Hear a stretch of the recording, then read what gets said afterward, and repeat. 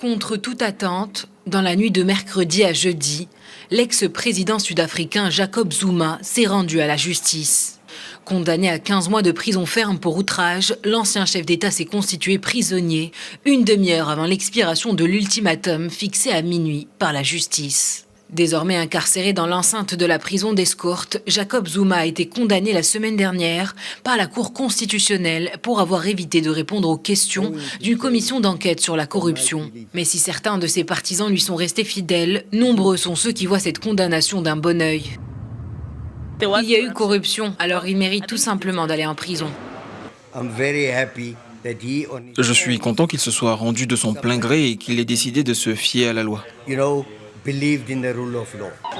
Avant de se rendre à la justice, Jacob Zuma a longtemps préféré opter pour une opération d'intimidation, rendue possible grâce aux nombreux regroupements de ses supporters. L'ancien président a également multiplié les recours en justice. Il a finalement obtenu de la Cour constitutionnelle le réexamen de sa sentence lors d'une nouvelle audience prévue le 12 juillet.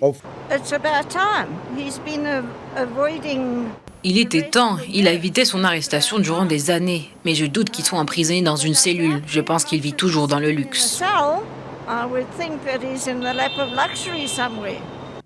Depuis la création en 2018 d'une commission d'enquête sur la corruption d'État, Jacob Zuma a été mis en cause par une quarantaine de témoignages. Ces multiples manœuvres pour éviter de témoigner lui ont valu cette condamnation à la prison ferme pour outrage à la Cour.